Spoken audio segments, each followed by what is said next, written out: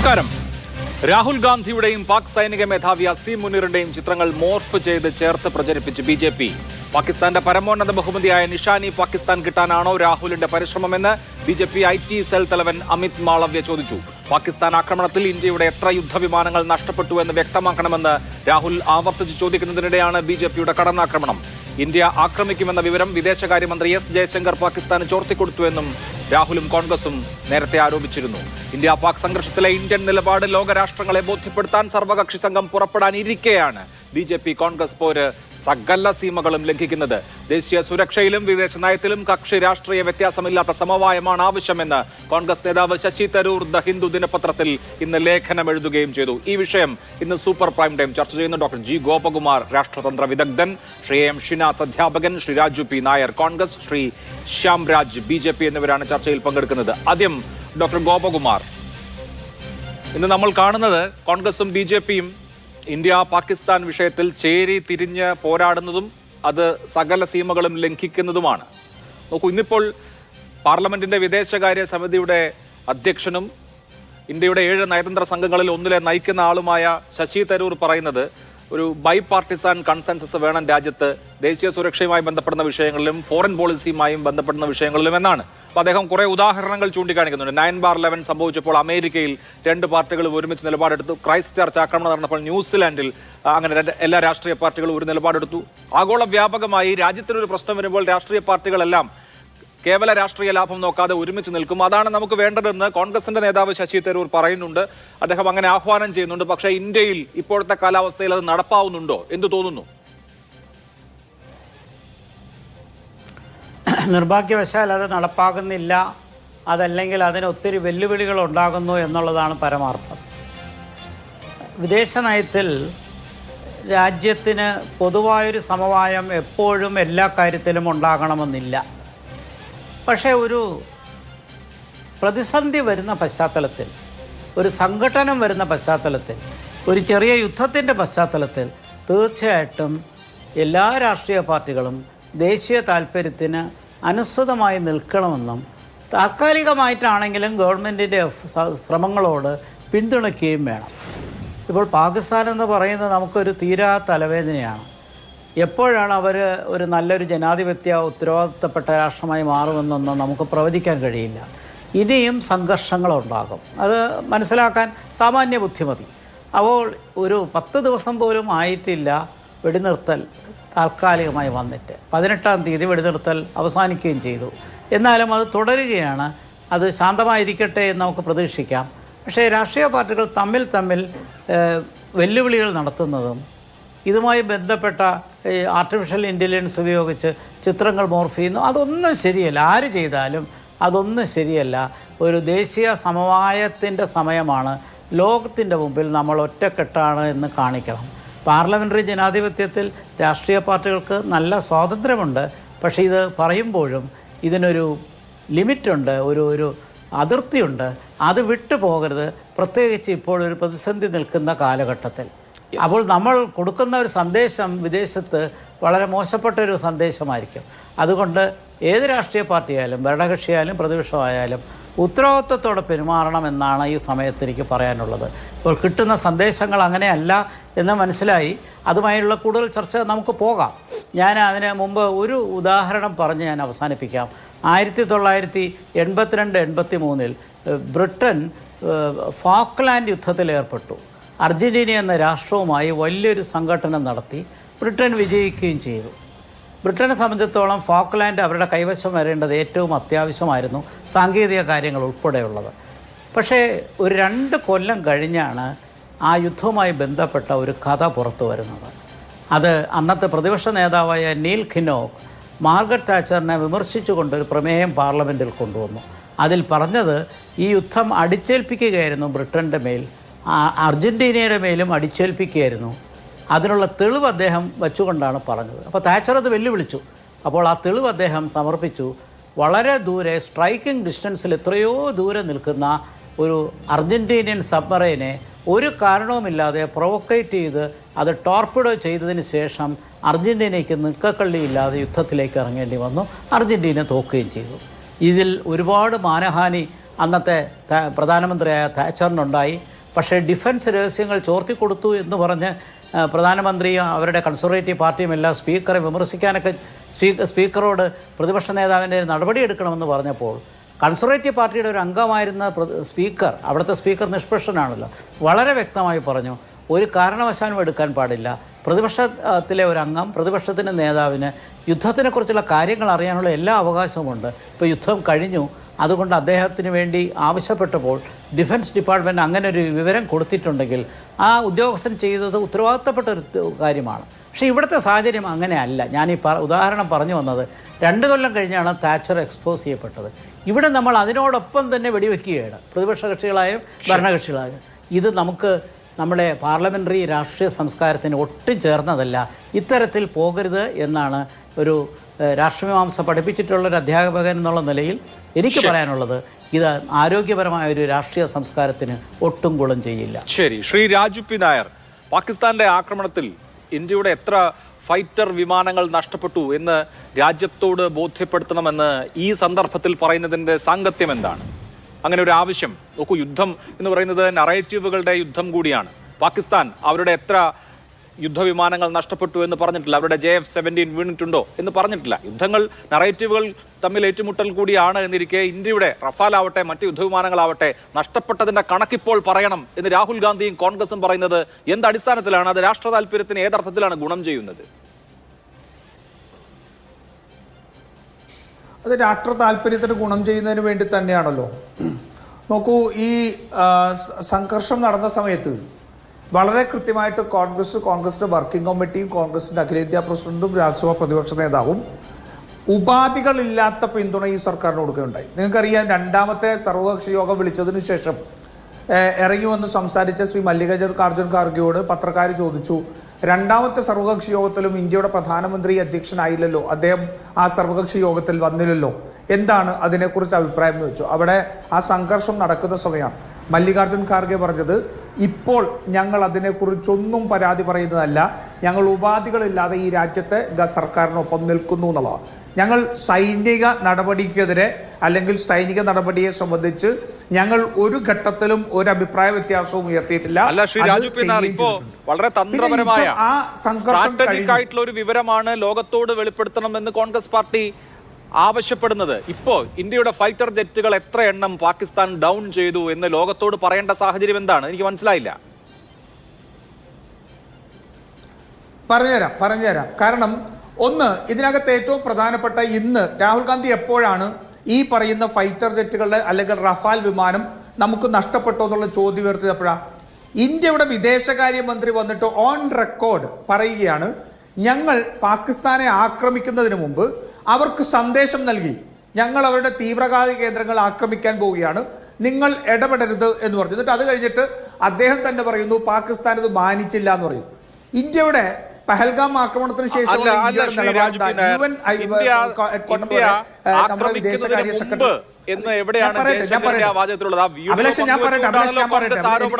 അഭിലാഷിനുള്ള ഉത്തരം ഉത്തരം ഞാൻ പറഞ്ഞു. വിദേശകാര്യ കോൺഗ്രസിന് വേണ്ടി കൃത്യമായി വിക്രം മിശ്രി അതിന് മറുപടിയും പറഞ്ഞു. 9 ടെറർ ഹൈഡൌട്ടുകളിൽ എവിടെയാണ് ജയശങ്കർ പറഞ്ഞിരിക്കുന്നത്? ആ വീഡിയോയിൽ വളരെ കൃത്യമായിട്ട് പറഞ്ഞിട്ടുണ്ട്. വളരെ കൃത്യമായിട്ട് ആ വീഡിയോയിൽ പറഞ്ഞിരിക്കുന്നു, ആക്രമണത്തിന് മുമ്പ് പാകിസ്ഥാനെ അറിയിച്ചു, ഞങ്ങൾ തീവ്രവാദ കേന്ദ്രങ്ങൾ ആക്രമിക്കാൻ പോകുന്നു, നിങ്ങൾ അതിൽ ഇടപെടരുത്. പക്ഷെ പാകിസ്ഥാൻ ഇടപെട്ടു എന്നുള്ളത് പറഞ്ഞല്ലോ. അത് വളരെ കൃത്യമായിട്ട് ഇന്ത്യ എന്താ പറയുന്നത്? പാകിസ്ഥാൻ ഒരു തെമ്മാടി രാഷ്ട്രമാണ്, പാകിസ്ഥാനെ വിശ്വാസത്തിലെടുക്കാൻ കഴിയില്ല എന്ന് നമ്മൾ നിരന്തരമായിട്ട് പറഞ്ഞുകൊണ്ടിരിക്കുന്ന നറേറ്റീവ് അല്ലേ? അങ്ങനെ ഒരു രാജ്യത്തിനോട് മുൻകൂട്ടി അറിയിച്ചുകൊണ്ട് ആ ആക്രമണം നടത്തിയത് നമ്മുടെ സൈനികരെയും നമ്മുടെ സൈനിക ഇൻവെന്ററിയെയും ഉൾപ്പെടെ റിസ്കിലേക്ക് ഇട്ട് കൊടുക്കുന്നതല്ലേ? അല്ല, വിദേശകാര്യമന്ത്രി ഓൺ റെക്കോർഡ് പറഞ്ഞു എന്നാണ് താങ്കൾ പറയുന്നത്. അല്ല, ഞാൻ അതിൽ ക്ലാരിറ്റി വേണം. ഓൺ റെക്കോർഡ് പറയുന്ന കാര്യങ്ങൾ ആ കള്ള നറേറ്റീവിൽ സത്യം പറയാൻ അങ്ങ് അനുവദിക്കുന്നില്ലെങ്കിൽ ഞാൻ മിണ്ടായിരിക്കാം. അല്ല, ഓൺ റെക്കോർഡ് പറഞ്ഞത് എന്താണ്? ഓപ്പറേഷന്റെ തുടക്കത്തിൽ ജനങ്ങളെ തെറ്റിദ്ധരിപ്പിക്കുന്ന ഭീകരവാദി കേന്ദ്രങ്ങളെയാണ് നിങ്ങളുടെ മിലിറ്ററി ഇൻസ്റ്റലേഷനുകളെ അല്ല എന്ന് പറഞ്ഞു. ഏറ്റവും പ്രധാനപ്പെട്ട വിഷയങ്ങളിൽ ജനങ്ങളെ തെറ്റിദ്ധരിപ്പിക്കുകയാണ്. അല്ല, താങ്കൾ പറഞ്ഞിട്ട് ഞാൻ പറയാം. ആ തെറ്റിദ്ധരിപ്പ് ഉണ്ടാക്കുന്ന ഭാഗത്ത് അഭിലാഷ് മാറരുത്. അതെനിക്ക് വിശദീകരിക്കാനുള്ള ചോദ്യത്തിന് ഉത്തരം പറഞ്ഞാൽ മതി. എന്നെ സംബന്ധിച്ചിടത്തോളം 2 മിനിറ്റ് ആ വിഷയത്തെ സംബന്ധിച്ച് കാര്യം പറയാനുള്ള സാഹചര്യം തരുന്നില്ലെങ്കിൽ ഞാൻ ചർച്ചയിൽ ശരി, താങ്കൾ പറഞ്ഞോളൂ. അങ്ങനെ പറ്റില്ല. ഞാൻ സംസാരിച്ചു തുടങ്ങി 30 സെക്കൻഡിൽ അഭിലാഷ് ഇടപെടുകയാണ്. ശരി, പറഞ്ഞോളൂ. 2 മിനിറ്റ് അപ്പൊ ഞാൻ ഇനി ഇടപെടരുത്. 7:39 7:41 ഇടപെടും. അപ്പൊ ജയശങ്കർ ഈ പ്രസ്താവന പറഞ്ഞതോടുകൂടിയാണ് രാഹുൽ ഗാന്ധി പറഞ്ഞത് അത്തരത്തിൽ മുൻകൂട്ടി അറിയിച്ചുകൊണ്ട് ഒരു ആക്രമണമാണ് നടത്തിയെങ്കിൽ നമ്മുടെ സൈന്യത്തെയും നമ്മുടെ ഇൻവെന്ററിയെയും അപകടത്തിലേക്ക് തള്ളിവിടുകയായിരുന്നു ചെയ്തത് എന്നുള്ളത് ആദ്യമായിട്ട് അദ്ദേഹം പറയുന്ന അപ്പോഴാണ്. പിന്നെ എന്താ പറയുന്നത്, ഈ വിദേശകാര്യ മന്ത്രാലയത്തിന്റെ സ്റ്റാൻഡിംഗ് കമ്മിറ്റിക്കകത്ത് ഈ മിനിസ്ട്രി എന്ന് പറയുന്ന ഫോറിൻ അഫയേഴ്സിന്റെ സെക്രട്ടറി അദ്ദേഹം വന്ന് പറയുന്നു ആ ആക്രമണത്തിന് മുമ്പ് അറിയിച്ചിട്ടില്ല, ആക്രമണത്തിന് ശേഷമാണ് അറിയിച്ചത്. അപ്പൊ വിദേശകാര്യ മന്ത്രി പറഞ്ഞതാണോ വിദേശകാര്യ സെക്രട്ടറി പറഞ്ഞതാണോ സത്യം? ഒന്ന്, ആ സത്യം രാജ്യം അറിയണ്ടേ? അപ്പൊ ഈ ചർച്ചയ്ക്ക് തുടക്കമിട്ടത് ജയശങ്കറാണ്. ഒന്ന്. രണ്ടാമത്തെ കാര്യം, ഈ ഏറ്റവും പ്രധാനമാവുന്ന രാജ്യ താല്പര്യമാവുന്ന എങ്ങനെയാ? 1962 ശേഷം ചൈന ഇതുവരെ അവരുടെ യുദ്ധ ഉപകരണങ്ങൾ ടെസ്റ്റ് ചെയ്തിട്ടില്ല. അത് ടെസ്റ്റ് ചെയ്യാൻ ഈ പാകിസ്ഥാനും ഇന്ത്യയും തമ്മിലുള്ള സംഘർഷം ഉണ്ടാക്കിയതാണല്ലോ നമ്മുടെ സംഘപരിവാറിന്റെ ശക്തികൾ പറയുന്നത്. നമ്മൾ റഫാൽ വിമാനം ഉൾപ്പെടെ വാങ്ങിച്ചതിന് ശേഷം ഇതുവരെ നമ്മളൊരു യുദ്ധത്തിലേക്ക് പോയിട്ടില്ല. നമ്മൾ ആദ്യമായിട്ടൊരു യുദ്ധസമാനമായ സാഹചര്യത്തിലേക്ക് പോയി. ആ റഫേൽ വിമാനം ഉൾപ്പെടെ അതിന് ഉപയോഗിച്ചതിനു ശേഷം പാകിസ്ഥാൻ ആ റഫാൽ വിമാനം തകർത്തിട്ടുണ്ടെങ്കിൽ അത് ആ നമ്മുടെ ഇൻവെന്ററിയെ സംബന്ധിച്ച് സംശയമുണർത്തുകയല്ലേ? നമ്മൾ ഈ ഇത്തരത്തിലുള്ള ഒരു വിമാനം 1500 കോടിയോളം ചെലവാക്കി മേടിച്ച വിമാനം വെച്ചുകൊണ്ടാണോ നമ്മൾ യുദ്ധസമാനമായ സാഹചര്യത്തിൽ നിൽക്കാൻ പോകുന്നത്? മാത്യു സാമുവൽ എന്ന് പറയുന്ന സൈന്യത്തിനകത്ത് കോഴ നൽകി സ്റ്റിംഗ് ഓപ്പറേഷൻ നടത്തി BJPയുടെ അഖിലേന്ത്യാ പ്രസിഡന്റിനെ 4 വർഷം കഠിന തടവിന് ശിക്ഷിച്ച മാത്യു സാമുവൽ ഇവിടെ 3 റഫാൽ ജെറ്റുകൾ തകർത്തു എന്ന് പറഞ്ഞല്ലോ. ഇന്ത്യക്കകത്ത് കരൺ താപ്പറുമായിട്ടുള്ള ഇന്റർവ്യൂവിൽ ഉൾപ്പെടെ നമ്മുടെ റഫാൽ ജെറ്റുകൾ തകർന്നിട്ടുണ്ട് എന്ന് പറയുന്നു. ഇന്ത്യയുടെ സൈനിക മേധാവികളോട് പത്രക്കാർ അതിനെ സംബന്ധിച്ച് ചോദിച്ചപ്പോൾ ഇല്ല, നമ്മുടെ ഒരു വിമാനവും തകർക്കപ്പെട്ടിട്ടില്ല എന്ന് നിഷേധിച്ചില്ലല്ലോ. പറഞ്ഞു എന്താ, അങ്ങനെ ഒരു ഓപ്പറേഷൻ നടക്കുമ്പോൾ നഷ്ടമുണ്ടാവും. അപ്പൊ ഇന്ത്യ 36 റഫാൽ വിമാനം മേടിച്ചുകൊണ്ട് ഈ ലോകത്തെ ഏറ്റവും വലിയ അമേരിക്കയ്ക്ക് ശേഷമോ അല്ലെങ്കിൽ മറ്റ് രാജ്യങ്ങൾക്ക് ശേഷം ഒരു സൈനിക ശക്തിയായിട്ട് നിൽക്കുന്നു എന്ന് പറയുമ്പോൾ നമ്മുടെ റഫാൽ വിമാനങ്ങൾ പരാജയപ്പെട്ടിട്ടുണ്ടെങ്കിൽ അത് ഈ രാജ്യത്ത് തിരുത്തപ്പെടേണ്ടത്, അത് പറയേണ്ടത് ഈ രാജ്യ താല്പര്യത്തിന് എങ്ങനെ വിരുദ്ധം? അല്ല, താങ്കൾ 2 മിനിറ്റ് കൂടുതൽ സംസാരിച്ചു. ഇന്ത്യയുടെ ആയുധ കേപ്പബിലിറ്റി മതിയായതാണോ എന്നുള്ളത് പൊതു ചർച്ച നടത്തിയാണോ തീരുമാനിക്കുന്നത്? ഇപ്പൊ ഇന്ത്യയും പാകിസ്ഥാനും തമ്മിലായിരുന്നല്ലോ യുദ്ധം. പാകിസ്ഥാന്റെ F-16 വിമാനങ്ങൾ വീഴ്ത്തി എന്ന് കഥ പരന്നിരുന്നു. ഇപ്പോൾ ഇന്ത്യയുടെ റഫാൽ വീഴ്ത്തി എന്ന് യൂട്യൂബ് ചാനലിൽ വന്നതുപോലെ പാകിസ്ഥാന്റെ F-16 വീഴ്ത്തി എന്ന് ഇതുപോലെ മാധ്യമങ്ങളിലും ഈ എക്സ് ഹാൻഡിലുകളിലൊക്കെ വന്നിരുന്നു. പാകിസ്ഥാന്റെ JF-17 വീഴ്ത്തി, പാകിസ്ഥാന്റെ J-10 വീഴ്ത്തി എന്നൊക്കെ വാർത്തകൾ വന്നിരുന്നു. പാകിസ്ഥാൻ ഇതൊക്കെ ലോകത്തോട് പറഞ്ഞോ ഞങ്ങളുടെ ഇത്രയും ജെറ്റുകൾ? പാകിസ്ഥാന്റെ 4 PAF-ന്റെ പാക് എയർഫോഴ്സ് ഉദ്യോഗസ്ഥർ കൊല്ലപ്പെട്ടിട്ടുണ്ട്. അപ്പോൾ സ്വാഭാവികമായിട്ടും അവരുടെ വിമാനം വീണിട്ടുണ്ട് എന്നുള്ളത് ഉറപ്പാണ്. പാകിസ്ഥാൻ ലോകത്തോട് പറഞ്ഞോ ഞങ്ങളുടെ ഏതെങ്കിലുമൊക്കെ ഫൈറ്റർ ജെറ്റുകൾ വീണിട്ടുണ്ട് എന്ന്? അപ്പോൾ അവരുടെ കണക്കനുസരിച്ചാണെങ്കിൽ അവരുടെ രാജ്യത്തിന്റെ ഈ പറഞ്ഞ ആയുധപരമായ ശേഷി ചോദ്യം ചെയ്യപ്പെടുമല്ലോ. അങ്ങനെ ഒരു ചർച്ച പാകിസ്ഥാനിലെ പ്രതിപക്ഷ നേതാക്കളോ അല്ലെങ്കിൽ പാകിസ്ഥാനിലെ ഏതെങ്കിലും രാഷ്ട്രീയ കക്ഷികളോ പോട്ടെ ഇമ്രാൻഖാന്റെ പാർട്ടിയെങ്കിലും ഉയർത്തിയോ? ഇല്ലല്ലോ. ഇവിടെ ഇപ്പോ ശരി, ഇന്ത്യയുടെ ആയുധശേഷി മതിയായതാണോ അല്ലയോ എന്നുള്ള ചർച്ച സ്ട്രാറ്റജിക്കായി നടക്കേണ്ട ഇടത്ത് നടത്താം എന്നുള്ളതിനപ്പുറത്ത് പൊതു ചർച്ച നടത്തിയിട്ട് റഫാൽ വിമാനങ്ങൾ വീണുപോയല്ലോ ഇങ്ങനെ പറയാ. അങ്ങനെയാണോ കോൺഗ്രസ് ഈ യുദ്ധം പോലെയുള്ള കാര്യങ്ങളെ കാണുന്നത്? അല്ല അഭിലാഷേ, ഞാൻ പാകിസ്ഥാന്റെ വക്താവല്ലല്ലോ. രാഹുൽ ഗാന്ധി പാകിസ്ഥാന്റെ വക്താക്കളല്ലല്ലോ. പാകിസ്ഥാൻ അകത്ത് നടക്കുന്ന ചർച്ച F-16 പോയോ എന്നുള്ളതൊക്കെ പാകിസ്ഥാൻ സംസാരിച്ചോട്ടെ, മനസ്സിലായില്ലേ? നമ്മൾ ഇത് സംഘപരിവാറിന്റെ ഇരട്ടത്താപ്പുണ്ട്. പാകിസ്ഥാനിലെ ഏതെങ്കിലും MP അവിടുത്തെ സംഘപരിവാറല്ലോ ഇന്ത്യയും പാകിസ്ഥാനും കോൺഗ്രസ് എന്നോ സേവാദളെന്നോ സംഘപരിവാറെന്നൊക്കെ ഉണ്ടോ? അങ്ങ് ഇടപെടല്ലേ? ഇങ്ങനെ ഇടപെട്ടാൽ എന്ത് ചെയ്യും? പാകിസ്ഥാന്റെ ഏതെങ്കിലും MP-യോ അല്ലെങ്കിൽ ആരെങ്കിലും ആ സർക്കാരിനെ കുറ്റപ്പെടുത്തുമ്പോൾ അതെടുത്ത് ആഘോഷിക്കുന്ന ഇരട്ടത്താപ്പ് ദയവേത് അഭിലാഷ് കാണിക്കരുത്. ഇന്ത്യ ഒരു ജനാധിപത്യ രാജ്യമാണ്. ആ ജനാധിപത്യ രാജ്യത്ത് സംശയങ്ങൾ ഉള്ളിടത്ത് ചോദ്യങ്ങൾ ഉയർത്തപ്പെടും. ആ ചോദ്യങ്ങൾക്ക് മറുപടി കൊടുക്കണം. ചോദ്യങ്ങൾക്ക് മറുപടി എടുക്കുന്നത് മുന്നോട്ട് പോകില്ല. ഞങ്ങൾ എന്തായാലും സൈന്യം ഭീകരവാദികളോട് വെടിവെപ്പ് നടത്തിക്കൊണ്ടിരിക്കുമ്പോൾ, ഏറ്റുമുട്ടിക്കൊണ്ടിരിക്കുമ്പോൾ ഞങ്ങൾ പത്രപരസ്യം കൊടുത്തില്ലല്ലോ. BJP ഞങ്ങൾക്ക് വോട്ട് ചെയ്യാൻ ആവശ്യപ്പെട്ട് പത്രപരസ്യം കൊടുത്തില്ലല്ലോ. അത് ചെയ്തവരല്ലേ ഇവര്? സൈന്യം ഭീകരവാദികളുമായിട്ട് ഏറ്റുമുട്ടിക്കൊണ്ടിരിക്കുമ്പോ അല്ലെ 29 നവംബറിന് ജനം ഉണരുന്നത് ഈ ഗവൺമെന്റ് മൻമോഹൻ സിംഗിന്റെ ഗവൺമെന്റിനെതിരെ ഒരു ദുർബലമായ സർക്കാരാണെന്നും ആ സർക്കാരിന് ഭീകരവാദത്തെ തടയാൻ കഴിയില്ലെന്നും അതുകൊണ്ട് BJPക്ക് വോട്ട് ചെയ്യണം എന്ന് പത്രപരസ്യം കണ്ടോണ്ടല്ലേ. നിങ്ങൾ ഏത് ദേശീയതയെ കുറിച്ചാണ് പറഞ്ഞത്? ഈ രാജ്യം ഏറ്റവും വലിയ ആക്രമണം നടന്നുകൊണ്ടിരിക്കുമ്പോ ഈ രാജ്യത്തെ ആക്ഷേപിച്ച BJPയുടെ ഇരട്ടത്താപ്പ് ഞങ്ങൾ കാണിക്കണമെന്നാണ് പറയുന്നത്. ഇല്ല, ഞങ്ങളെ സംബന്ധിച്ചിടത്തോളം ഞങ്ങൾ ഉയർത്തേണ്ട ചോദ്യം ഉയർത്തും. ആ ചോദ്യത്തിന് മറുപടി തരണം. ബഹുമാനപ്പെട്ട ശ്രീ ഗോകുമാർ സാർ മാർഗരറ്റ് താച്ചറിനെ സംബന്ധിച്ചിട്ടുള്ള ചർച്ചകളെ കുറിച്ച് പറഞ്ഞല്ലോ. ഈ ജനാധിപത്യ രാജ്യത്ത് ചോദിക്കുന്ന ചോദ്യങ്ങൾക്ക് മറുപടി തരാൻ ഈ സർക്കാർ ബാധ്യസ്ഥമാണ്. സർക്കാർ ജനങ്ങളോട് അക്കൗണ്ടബിൾ ആകണം. ശ്രീ രാജു പി നായർ, താങ്കൾ പറഞ്ഞ ആ പോയിന്റ് ശരിയാണ്. രാജ്യത്തെ ജനങ്ങളോടും സംവിധാനങ്ങളോടും ഒക്കെ സർക്കാർ അക്കൗണ്ടബിൾ ആവണം എന്നുള്ള കാര്യത്തിൽ തർക്കമൊന്നുമില്ല. പക്ഷേ രണ്ട് കാര്യങ്ങളുണ്ട് അതിനകത്ത്. സന്ദർഭം എപ്പോൾ എന്നുള്ളത് പ്രധാനമാണ്. ഇപ്പോഴും ഒരു സീസ് ഫയർ, ഒരു ടെമ്പററി സീസ് ഫയർ എഗ്രിമെന്റ് ഉണ്ടായിട്ടുണ്ട് എന്നുള്ളതേ ഉള്ളൂ. നറേറ്റീവ് വാർ പുരോഗമിക്കുകയാണ്. ആരാണ് ജയിച്ചത് എന്നതിനെ സംബന്ധിച്ച് അന്താരാഷ്ട്ര തലത്തിൽ പാകിസ്ഥാൻ വിക്ടറി ഡേ നടത്തി, വിജയാഹ്ലാദ പ്രകടനം നടത്തി. വിക്ടറി ഡേ സെലിബ്രേഷനിലാണ് ഷഹബാസ് ഷെരീഫ് ചില കാര്യങ്ങൾ പറഞ്ഞത്. അപ്പൊ ഏത് സന്ദർഭം എന്നുള്ളത് വളരെ പ്രധാനമാണ്. ഇപ്പോ ഈ പറഞ്ഞ സൈനിക രഹസ്യങ്ങൾ, ഓപ്പറേഷൻ സംബന്ധിച്ച രഹസ്യങ്ങൾ, വീഴ്ചകൾ, അതുമായി ബന്ധപ്പെട്ട് നഷ്ടപ്പെട്ട നഷ്ടങ്ങൾ, ഇതൊക്കെ പറയാനുള്ള സന്ദർഭമാണോ എന്ന ഒന്നാമത്തെ ചോദ്യം. ഇനി രണ്ടാമത്തെ, താങ്കൾ നേരത്തെ 2 മിനിറ്റ് എടുത്ത് പറഞ്ഞ കാര്യം, എസ് ജയശങ്കർ ഇന്ത്യൻ വിദേശകാര്യമന്ത്രി എന്താണ് പറഞ്ഞത്? ഈ ഓപ്പറേഷന്റെ തുടക്കത്തിൽ ഞങ്ങൾ ഇന്ത്യ പാകിസ്ഥാനുമായി സംസാരിച്ചു. ഞങ്ങൾ ഭീകരവാദികളെയാണ് ലക്ഷ്യം വെക്കുന്നത്, ഞങ്ങൾ അവിടുത്തെ ഭീകരവാദികളുടെ ഹൈഡൌട്ടുകളാണ് ആക്രമിക്കുന്നത്, ഒരു മിലിറ്ററി ടാർഗറ്റും ഞങ്ങൾക്കില്ല. അതായത് ഞങ്ങൾ പാകിസ്ഥാൻ മിലിറ്ററിയെയോ പാകിസ്ഥാൻ ദേശരാഷ്ട്രത്തെയോ അല്ല, പാകിസ്ഥാൻ രാഷ്ട്രത്തിനകത്തുള്ള ഭീകരരുടെ കേന്ദ്രങ്ങളെയാണ് ലക്ഷ്യം വെക്കുന്നത് എന്ന് പാകിസ്ഥാനുമായി കമ്മ്യൂണിക്കേറ്റ് ചെയ്തു എന്നാണ് ഇന്ത്യൻ വിദേശകാര്യമന്ത്രി പറഞ്ഞത്.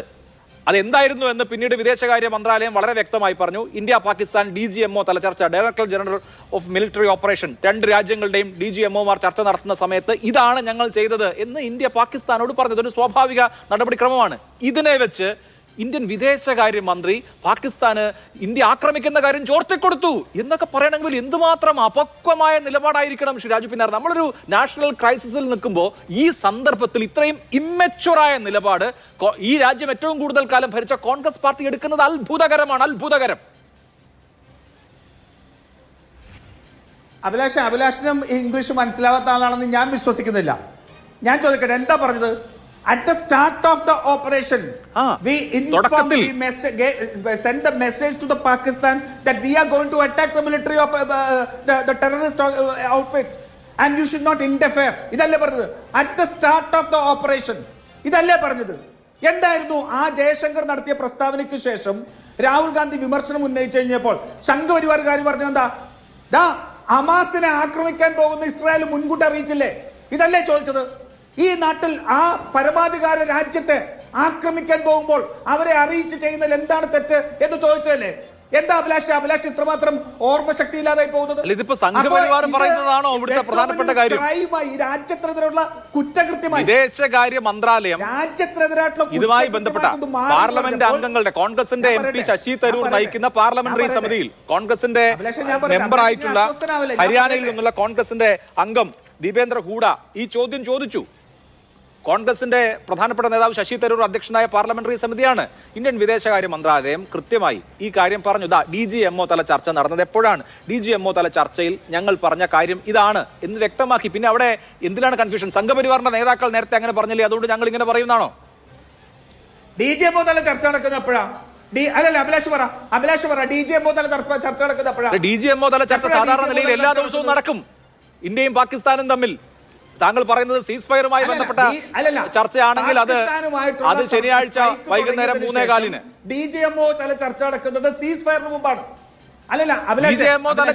ഇന്ത്യയുടെയും പാകിസ്ഥാന്റെയും DGമാർ തമ്മിലുള്ള ഇന്ററാക്ഷൻ എന്ന് പറയുന്നത് സാധാരണ നടപടിക്രമമാണ്. ഞാൻ വെല്ലുവിളിക്കുന്നു. ജയശങ്കർ സ്റ്റേറ്റ്മെന്റ് പ്ലേ ചെയ്യാവോ? ജയശങ്കറിന്റെ സ്റ്റേറ്റ്മെന്റ് ഇപ്പൊ പ്ലേ ചെയ്യാവോ? ജയശങ്കറിന്റെ വെല്ലുവിളിക്കണം. ജയശങ്കറിന്റെ സ്റ്റേറ്റ്മെന്റ് പ്ലേ ചെയ്യാവോ? ജയശങ്കറിന്റെ ആ സ്റ്റേറ്റ്മെന്റിന്റെ വീഡിയോ എടുക്കാം. ജയശങ്കർ പറഞ്ഞ സ്റ്റേറ്റ്മെന്റ് ഇപ്പോൾ പ്രേക്ഷകർക്ക് വേണ്ടി കാണിക്കാമോ? ശരി, ഇപ്പോൾ ഞാൻ അത് എടുത്തു വെച്ചിട്ടില്ല, എടുത്ത് പ്ലേ ചെയ്യാം. ഈ ചർച്ചയിൽ തന്നെ പ്ലേ ചെയ്യാം. ശ്രീ ശ്യാം രാജ് അഭിലാഷ് ചർച്ച നടത്തുന്നത് അതില്ലാതെയാണോ അഭിലാഷ് ജയശങ്കർ പറഞ്ഞത്? ഇതല്ല ജയശങ്കർ പറഞ്ഞ കാര്യങ്ങൾ ഞാൻ കേട്ടിട്ട് തന്നെയാണ് ചർച്ച നടത്തുന്നത്. ഉത്തരവാദിത്തമില്ലാതെ എങ്ങനെ ചർച്ച നടത്താൻ പറ്റുക? എനിക്ക് ഇന്ത്യൻ വിദേശകാര്യ മന്ത്രിയെ വിശ്വാസമാണ്, ഇന്ത്യൻ വിദേശകാര്യ വക്താവിനെ വിശ്വാസമാണ്. ചെയ്യാൻ പറ്റില്ല. അതോ ജയശങ്കർ പറഞ്ഞ കാര്യങ്ങൾ ഞാൻ എഴുതി വെച്ചിട്ടുണ്ട്. ജനം കേൾക്കട്ടെ. അതാണല്ലോ ഞാൻ താങ്കളോട് മലയാളത്തിൽ പറഞ്ഞത്. At the start of the operation എന്ന് താങ്കളും ഓപ്പറേഷന്റെ തുടക്കത്തിൽ എന്ന് ഞാനും പറഞ്ഞത്. അതിന് പിന്നെ ജയശങ്കറിന്റെ സ്റ്റേറ്റ്മെന്റ് അതിന്റെ വീഡിയോ കോൺഗ്രസ് പാർട്ടി തന്നെ ട്വീറ്റ് ചെയ്തിട്ടുണ്ടല്ലോ. ആ വീഡിയോ ശകലമടക്കം ട്വീറ്റ് ചെയ്തുകൊണ്ടാണല്ലോ കോൺഗ്രസ് ആരോപണം ഉന്നയിച്ചത്. എനിക്കതിൽ ഒരു ബോധ്യത കുറവില്ല, എനിക്ക് അക്കാര്യത്തിൽ ഒരു സംശയവുമില്ല. ഓപ്പറേഷന്റെ തുടക്കത്തിൽ എന്ന് ഇന്ത്യൻ വിദേശകാര്യമന്ത്രി പറഞ്ഞത് ഇന്ത്യയുടെ സൈനിക രഹസ്യം അല്ലെങ്കിൽ എന്തോ കാര്യം പാകിസ്ഥാന് ചോർത്തിക്കൊടുക്കുകയാണ് എന്ന് പറയുന്നത് പക്വതയില്ലായ്മയാണ്. എങ്ങനെയാണ് ഇന്ത്യ ഭരിച്ച ഒരു പാർട്ടി അങ്ങനെ ഒരു നിലപാടെടുക്കുക എന്നുള്ളതാണ് എന്റെ ചോദ്യം. ആ ചോദ്യത്തിൽ ഒരു വ്യക്തതയും എനിക്കില്ല. ഞാൻ അഭിലാഷിനോട് ചോദിക്കുന്നത് ജയശങ്കറിന്റെ സ്റ്റേറ്റ്മെന്റ് പ്ലേ ചെയ്യാൻ കഴിയുമോ അഭിലാഷിന്? കഴിയും. അത് നിങ്ങൾ വീഡിയോ എടുത്തിട്ട് പ്ലേ ശരി, ആ വീഡിയോ എടുത്ത് പ്ലേ ചെയ്യുമ്പോൾ നമുക്ക് അതേക്കുറിച്ച് വീണ്ടും ചർച്ച ചെയ്യാം. ശ്രീ ശ്യാംരാജ്, ഇപ്പൊ കോൺഗ്രസ് പാർട്ടിയുടെ അഭിപ്രായം പറയുന്നു. BJP നോക്കൂ, BJP എന്താണ് ഇത്രയും ദിവസം പറഞ്ഞത്? ദേശമാണ്, ദേശീയ താല്പര്യമാണ് ഏറ്റവും വലുത് എന്ന് പ്രഖ്യാപിച്ചിരുന്ന പാർട്ടി ഇന്ന് ഏത് നിലവാരത്തിലേക്കാണ് തരം താഴ്ന്നിരിക്കുന്നത്? ഇന്ത്യയുടെ പ്രതിപക്ഷ നേതാവിനെ പാകിസ്ഥാന്റെ സൈനിക മേധാവിയുടെ മുഖവുമായി ചേർത്ത്, രണ്ടുപേരുടെയും മുഖം ഒരുമിച്ച് ചേർത്ത് ഒരു പോസ്റ്റർ ഏതെങ്കിലും ഒരു BJP-കാരനല്ല, BJP-യുടെ IT സെല്ലിന്റെ തലവൻ എക്സിൽ പോസ്റ്റ് ചെയ്യാണ്. അപ്പോ എല്ലാ തരത്തിലുള്ള മര്യാദകളും ലംഘിച്ച് ഇതൊരു കേവല രാഷ്ട്രീയ വിഷയം, രാഷ്ട്രീയമായി കയ്യടി നേടാൻ ബീഹാറിൽ തെരഞ്ഞെടുപ്പ് വരുന്നുണ്ട്, ഇതുപോലെ വോട്ട് തേടാനുള്ള അല്ലെങ്കിൽ ഡൊമസ്റ്റിക് പൊളിറ്റിക്സിനെ അഡ്രസ് ചെയ്യാനുള്ള ഒരു കാര്യം മാത്രമായി ചുരുക്കുക വഴി എന്തൊരു അനീതിയാണ് ഈ രാജ്യത്തോട് ചെയ്യുന്നത്? അഭിലാഷ് പറഞ്ഞ വാക്കുകളിൽ നിന്ന് ഞാൻ തുടങ്ങാം. അഭിലാഷേ, എല്ലാത്തരം രാഷ്ട്രീയ മര്യാദകളും ലംഘിച്ചുകൊണ്ട്, എല്ലാത്തരം ദേശീയ മര്യാദകളും ലംഘിച്ചുകൊണ്ട് ഓപ്പറേഷൻ സിന്ദൂറിന് മുമ്പും ഇപ്പോൾ നടന്നുകൊണ്ടിരിക്കുന്ന ഈ ഓപ്പറേഷൻ്റെ സമയത്തും രാഷ്ട്രീയപരമായിട്ടുള്ള പക്വതാപരമല്ലാത്ത വെറും കേവലമായിട്ടുള്ള രാഷ്ട്രീയ ആരോപണങ്ങൾ ബേസ്ലെസ് ആയിട്ട് ചൈനയെയും പാകിസ്ഥാനെയും പിന്തുണയ്ക്കുന്ന രീതിയിൽ പറയുന്ന കോൺഗ്രസ്സാണ്. ഇതിപ്പോൾ തുടങ്ങിയതാണോ അഭിലാഷേ? ഈ ഓപ്പറേഷൻ സിന്ദൂർ നമ്മൾ സ്റ്റാർട്ട് ചെയ്യുന്നതിന് മുമ്പ് മല്ലികാർജ്ജുൻ ഖാർഗെ എന്താ പറഞ്ഞത്? പാകിസ്ഥാനുമായിട്ടൊരു ഫൈറ്റ് ആവശ്യമില്ലെന്ന്. അതും പാകിസ്ഥാനിലെ മാധ്യമങ്ങൾ മുഴുവൻ ചർച്ച ചെയ്തില്ലേ? അന്ന് ഞങ്ങൾ ഇതിനെതിരെ എന്തെങ്കിലും നിലപാടെടുത്തോ? ഇപ്പോൾ എന്താണ് പ്രശ്നം? ഇപ്പോൾ ഞങ്ങൾക്ക് ഇങ്ങനെ പറയേണ്ടി വന്ന ഒരു സന്ദർഭം എന്താണ്? ഈ രാജു പി നായരും അതോടൊപ്പം ഇവരുടെ നേതാവ് പവൻ ഖേരയും അടക്കമുള്ള ആളുകൾ ഇരുന്നിട്ട് നുണ പറയുകയല്ലേ, പച്ച നുണകൾ പറഞ്ഞുകൊണ്ടിരിക്കുകയല്ലേ. എനിക്ക് ചിലപ്പോൾ കേരളത്തിലിരിക്കുന്ന ഒരാൾക്ക് ഇംഗ്ലീഷ് മനസ്സിലായില്ലെങ്കിൽ അത് എനിക്ക് മനസ്സിലാക്കാം. പക്ഷേ മാധ്യമങ്ങളിൽ സ്ഥിരമായിട്ട് വരുന്ന ഇവരുടെ വക്താവായിട്ടുള്ള പവൻ ഖേരയ്ക്ക് എങ്ങനെയാണ് ഈ നുണ പറയാൻ വേണ്ടി സാധിക്കുക? എസ് ജയശങ്കർ പറഞ്ഞത് എന്താണ്? അത് ഞാൻ നിങ്ങളെ വായിച്ചേപ്പിക്കാം. നിങ്ങൾക്ക് എൻ്റെ കയ്യിലുണ്ട്, ഞാൻ നിങ്ങളെ രാജു പി നായരെ വായിച്ചേപ്പിക്കാം. We had won Pakistan at the start which is clearly the early phase after Operation Sindoor commencement. എന്ന് പറഞ്ഞാൽ ഓപ്പറേഷൻ സിന്ദൂറിൻ്റെ തുടക്കം, ഓപ്പറേഷൻ സിന്ദൂറിൻ്റെ തുടക്കം എവിടെയാ? പാകിസ്ഥാനിലെ 9 ഭീകര കേന്ദ്രങ്ങൾ തച്ചുടച്ചപ്പോഴാണ് ഓപ്പറേഷൻ സിന്ദൂറിൻ്റെ സ്റ്റാർട്ടിംഗ് എന്ന് പറയുന്നത്. ഒരു കോമൺ സെൻസ് വേണ്ട എൻ്റെ അഭിലാഷ് ഇവർക്ക്. അതും എത്രയോ നാളുകളായിട്ട് വിദേശകാര്യ മന്ത്രാലയത്തിൽ അതോടൊപ്പം തന്നെ വക്താവും മറ്റേ അംബാസഡറൊക്കെ ആയിരുന്ന എസ് ജയശങ്കറെ പോലെ ഉള്ള ഒരാൾ വിദേശകാര്യ മന്ത്രിയായിരുന്ന സമയത്ത് അദ്ദേഹം അതും പാകിസ്ഥാനുമായിട്ട് ഫൈറ്റ് നടക്കുന്ന സമയത്ത് പാകിസ്ഥാനെ അത് നേരത്തെ ഇൻഫോം ചെയ്തു എന്നൊക്കെ മനസ്സിലാക്കണമെങ്കിൽ ഇവർക്ക് എന്ത് ബോധമുള്ളത്? അപ്പോൾ പറഞ്ഞതെന്ന് വെച്ചാൽ ഈ ഓപ്പറേഷൻ്റെ സ്റ്റാർട്ടിങ്, അതായത് എപ്പോഴാണോ ഈ തീവ്രവാദ കേന്ദ്രങ്ങൾ തച്ചു തകർത്തത് അതിനുശേഷം ഇൻഫോം ചെയ്തു എന്നേ. ഇന്ന് വിദേശകാര്യ സെക്രട്ടറി എന്താണ് പറഞ്ഞത്? അത് തന്നെയല്ലേ പറഞ്ഞേ. വിദേശകാര്യ വകുപ്പിന്റെ പാർലമെന്ററി സമിതിയിൽ ആരൊക്കെയാണുള്ളത്? ഞാൻ പറയട്ടെ, വിദേശകാര്യ വകുപ്പിന്റെ പാർലമെന്ററി സമിതിയിൽ ആരൊക്കെയാണുള്ളത്? ഇവരുടെ നേതാവ് തന്നെയായിട്ടുള്ള ശശി തരൂരല്ല അതിന്റെ അധ്യക്ഷൻ, ദീപേന്ദ്ര ഹൂഡ ഇല്ലേ ഈ കൂട്ടത്തില്, അതോടൊപ്പം തന്നെ കേരളത്തിൽ നിന്നുള്ള ജോൺ ബ്രിട്ടാസ് ഉണ്ടല്ലോ. അവരെന്താണ് പറഞ്ഞത്? അത്തരത്തിൽ മുൻകൂട്ടി അറിയിച്ചിട്ടില്ല എന്ന് പറയുമ്പോൾ ഈ കോൺഗ്രസ് പാർട്ടിക്ക് എന്താ ഇത് മനസ്സിലാക്കാൻ വേണ്ടി ബുദ്ധിമുട്ട്? ഇവർക്ക് എന്താണ് ഇത് മനസ്സിലാക്കാൻ വേണ്ടി ബുദ്ധിമുട്ട്? അപ്പോൾ ഇത്തരം പച്ചക്കള്ളങ്ങൾ പറയുന്ന സമയത്ത് ഞങ്ങൾക്ക് തിരിച്ചു പറയേണ്ടി വരുമെന്നേ. അപ്പോൾ ഇതൊരു സാമാന്യമായിട്ടുള്ള ഒരു ബോധത്തിന്റെ ഒരു കാര്യമാണ് ഈ ഒരു സമയത്ത്. പിന്നെ ഇതിനപ്പുറത്തേക്കുള്ള പ്രശ്നം എന്താ?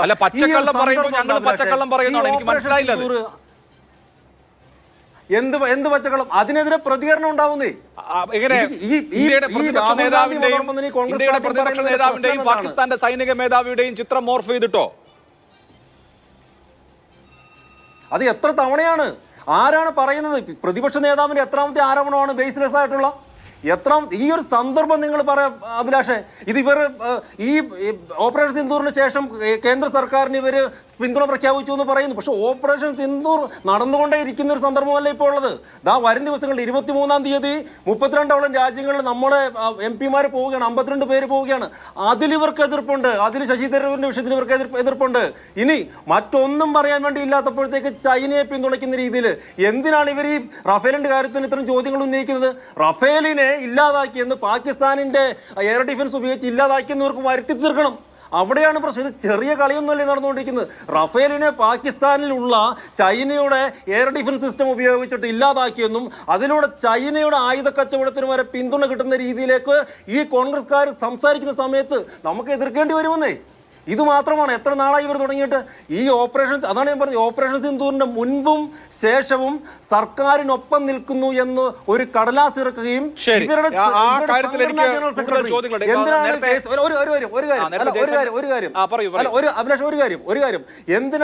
എന്തിനാണ് KC വേണുഗോപാൽ രാജ്യത്തിനെതിരെ സംസാരിക്കുന്നവർക്കെതിരെ സംഘടനാ നടപടിയെടുക്കുന്നു പറയേണ്ടി വന്നത് എന്തുകൊണ്ടാണ്? അപ്പൊ ഇതിവർ തുടർന്നുകൊണ്ടേ ഇരിക്കുന്നതാണെന്നേ. ആ തുടർന്നുകൊണ്ടേ ഇരിക്കുന്ന സമയത്ത് ചിലപ്പോൾ പ്രതിഷേധങ്ങൾ ഉണ്ടാവും, ചില മറുപടികൾ പറയേണ്ടി വരും. അപ്പൊ എനിക്ക് കോൺഗ്രസ്സുകാരോട് പറയാൻ വേണ്ടിയുള്ളത്, നിങ്ങൾ വ്യാജമായിട്ടുള്ള കള്ളമായിട്ടുള്ള പാകിസ്ഥാനെയും ചൈനയെയും പിന്തുണയ്ക്കുന്ന രീതിയിലുള്ള അവർക്ക് അനുകൂലമാകുന്ന പ്രൊപ്പഗണ്ട പരത്താതിരിക്കുക എന്നുള്ളതാണ് പറയുന്നത്. നമ്മുടെ രാജ്യം ഒറ്റക്കെട്ടാണ് നിൽക്കുകയാണ്. ഓപ്പറേഷൻ സിന്ദൂർ ശരി, ആ ജയശങ്കറിന്റെ ബൈറ്റ് ഒന്ന് പ്ലേ ചെയ്താൽ കൊള്ളാം. Because even at the start of the operation, we had sent a message to Pakistan saying we are striking at terrorist infrastructure. We are not striking at the military. So the military has an option of standing out and not interfering in this process. They chose not to take that good advice. ഇതാണ് കോൺഗ്രസും പ്രചരിപ്പിക്കുന്ന പിന്നെ byte Shri Raju P Nair. ഇതിനുശേഷം PIB ഇതിലൊരു clarification ഇറക്കി. അതിനുശേഷം ഈ പറഞ്ഞ കോൺഗ്രസിന്റെ ശശി തരൂർ അധ്യക്ഷനായിട്ടുള്ള പാർലമെന്ററി സമിതിയിൽ ഇന്ത്യയുടെ വിദേശകാര്യ സെക്രട്ടറി ഇക്കാര്യം വിശദീകരിച്ചു. അപ്പൊ ഇതിൽ എവിടെയാണ് കൺഫ്യൂഷൻ?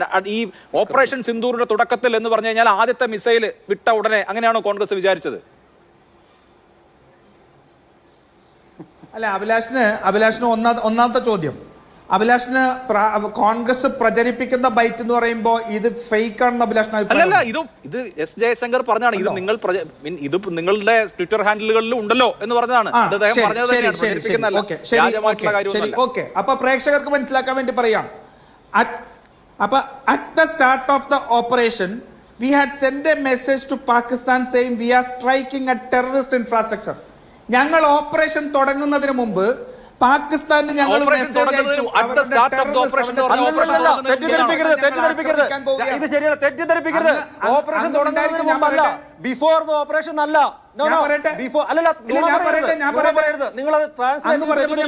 ഞാൻ പറയട്ടെ, എന്തായാലും at the start of the operation എന്ന് പറഞ്ഞാൽ ഓപ്പറേഷൻ തുടങ്ങുന്നതിന് മുമ്പ് എന്നല്ല. ഓക്കേ, പറയൂ. ഞാൻ പറയട്ടെ, ഞാൻ ചോറാണ് തിന്നെങ്കിൽ എനിക്ക് ഇംഗ്ലീഷ് അറിയാം. ശരി, പറഞ്ഞോളൂ. At the start of the operation, we had sent a message to Pakistan saying we are striking at the infrastructure. We are not striking at the military. ഞങ്ങൾ സൈനിക കേന്ദ്രത്തെ ആക്രമിക്കുന്നില്ല എന്ന് പറഞ്ഞു. So the military has an option of standing out. അപ്പൊ പാകിസ്ഥാന്റെ മിലിറ്ററിക്ക് മാറി നിൽക്കുന്നതിനുള്ള അവസരമുണ്ട് എന്ന് ഞങ്ങൾ പറഞ്ഞു. അപ്പോ ആക്രമണത്തിന് ശേഷമാണോ പറഞ്ഞത്?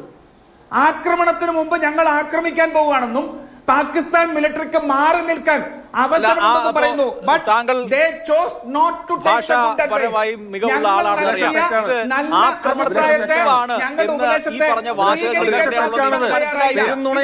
അഭിലാഷ്, ഇങ്ങനെ പെരും നുണകൾ ഇവിടെ നിന്ന് പറയാൻ വേണ്ടി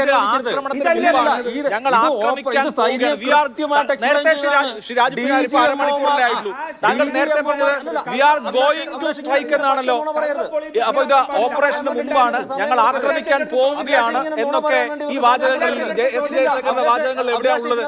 നുണ പറയാൻ വേണ്ടി അഭിലാഷിന്റെ സാമാന്യ ബുദ്ധി വെച്ച് അഭിലാഷ് ഒന്ന് പറ. പറയൂ. ഞങ്ങൾ ആക്രമിക്കാൻ പോകുന്നു, നിങ്ങൾക്ക് വേണമെങ്കിൽ ഇടപെടാതിരിക്കാം. ഞങ്ങൾ ആക്രമിക്കാൻ ഞങ്ങൾ ഉപദേശം കൊടുത്തു. അല്ല, ഞങ്ങൾ ആക്രമിക്കാൻ അങ്ങനെ തന്നെയാണ് വാചകം. ഏത് ഇംഗ്ലീഷ് വിദഗ്ധരെ കൊണ്ടും അഭിലാഷ് നോക്കിയിട്ട് സ്റ്റോർ ചെയ്തോ? ഏത് ഇംഗ്ലീഷ് വിദഗ്ധരെ കൊണ്ട് സംസാരിക്കുന്നത് അഭിലാഷ് സ്റ്റോർ ചെയ്തോ? അല്ലെങ്കിൽ അഭിലാഷ് ഇംഗ്ലീഷ് അറിയാൻ പാടുന്നത് പ്രേക്ഷകർ വിചാരിക്കും. അഭിലാഷ് ഇംഗ്ലീഷ് അറിയാൻ പാടുന്നത് പ്രേക്ഷകർ വിചാരിക്കും. ഇല്ല, നുണയാണ്. At the start of the operation, ഓപ്പറേഷന്റെ തുടക്കത്തിൽ before the operation അല്ല പറയുന്നത്. that we are going to strike the military. Start of the operation എന്ന് പറഞ്ഞാൽ ഈ ആക്രമണത്തിന്റെ തുടക്കത്തിൽ, അതിനുശേഷം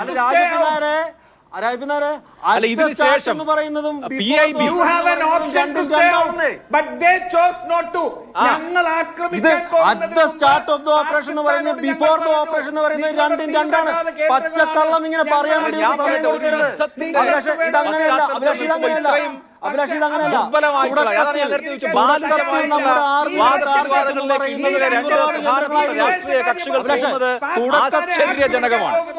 തീവ്രവാദ കേന്ദ്രങ്ങളായിരുന്നു. ആ തീവ്രവാദ കേന്ദ്രങ്ങൾ അടിച്ചു തകർത്തതിനു ശേഷം ഇല്ല, DGMOമാർ കൃത്യമായിട്ട് ഇത് വിശദീകരിച്ചതാണ്. നുണയാണ്, DGMOമാർ പാകിസ്ഥാനിലെ തീവ്രവാദ കേന്ദ്രങ്ങൾ തച്ചു തകർത്തതിനു ശേഷം നമ്മളൊരിക്കലും സൈനിക കേന്ദ്രങ്ങൾ നമ്മൾ ടാർഗറ്റ് ചെയ്തിരുന്നില്ല, ജനങ്ങളെ ടാർഗറ്റ് ചെയ്തിരുന്നില്ല. നമ്മുടെ തുടക്കത്തിലെ ഉദ്ദേശം എന്ന് പറയുന്നത് DGMOമാർ കൃത്യമായിട്ട് വിശദീകരിച്ചതാണ്. ഇന്ത്യൻ സൈന്യത്തിന്റെ തുടക്കത്തിലെ ഉദ്ദേശം എന്ന് പറയുന്നത് തീവ്രവാദ കേന്ദ്രങ്ങൾ ആക്രമിക്കുക എന്നുള്ളതാണ്. എന്തിനാണ് നുണ പറയുന്നത്? എന്തിനാണ് നുണ പറയുന്നത്? എന്തിനാണ് ഈ ചൈനയിൽ പോയിട്ട് ചൈനയുടെ മിസൈലിനെ കുറിച്ചിട്ട് പറയുന്നത്? ചൈനയിൽ പോയിട്ട് ചൈനയുടെ മിസൈലുകളെ കുറിച്ചിട്ട് പറയുന്ന രാഹുൽ ഗാന്ധിയാണ്.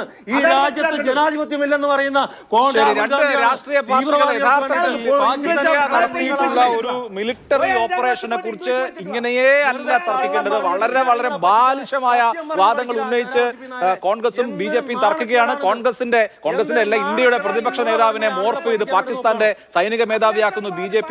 വീണ റഫാൽ ജെറ്റുകളുടെ കണക്ക് വേണമെന്ന് പറയുന്നു കോൺഗ്രസ്. വളരെ വളരെ വളരെ മോശമാണിത് എന്ന് മാത്രമേ പറയാൻ കഴിയൂ. ശ്രീ AM ഷിനാസ്, ഇന്ന് വിദേശകാര്യ പാർലമെന്ററി സ്റ്റാൻഡിംഗ് കമ്മിറ്റിയുടെ ചെയർമാനായിട്ടുള്ള ശശി തരൂർ പറയുന്നു, ഇന്ത്യക്ക് എപ്പോൾ ഒരു പ്രശ്നം വന്നാലും രാഷ്ട്രീയ പാർട്ടികൾ രാജ്യത്തിന് വേണ്ടി ഒരുമിച്ച് നിൽക്കാതെ രാഷ്ട്രീയ മുതലെടുപ്പ് നടത്തുകയാണെന്ന് അദ്ദേഹം അതിന് ഉദാഹരണം പറയുന്നുണ്ട്. 2019 ഇന്ത്യയുടെ ബലാക്കോട്ട് ആക്രമണത്തിന് ശേഷം BJP അതൊരു പ്രധാനപ്പെട്ട തെരഞ്ഞെടുപ്പ് പ്രചരണ വിഷയമായി ഉപയോഗിച്ചു. ആ തെരഞ്ഞെടുപ്പിൽ അത് ഉപയോഗിച്ചു. ഇപ്പോൾ തന്നെ റെയിൽവേയുടെ ടിക്കറ്റിൽ വരെ നരേന്ദ്രമോദിയുടെ പടം വെച്ച് ഓപ്പറേഷൻ സിന്ദൂർ എന്ന് പറഞ്ഞ് പോസ്റ്റർ ഇറക്കുന്നുണ്ട്. ഇതൊക്കെയാണ് നമ്മുടെ രാഷ്ട്രത്തിലെ അവസ്ഥ. പക്ഷേ അങ്ങനെയല്ല വേണ്ടത്, സ്റ്റേറ്റ്സ്മാൻഷിപ്പാണ് വേണ്ടത് എന്ന് അഭിപ്രായമുള്ള രാഷ്ട്രീയ നേതാക്കളും ഉണ്ട്. ഇന്ത്യയിൽ അങ്ങനെ നടക്കുമോ? എന്ത് തോന്നുന്നു താങ്കൾക്ക്?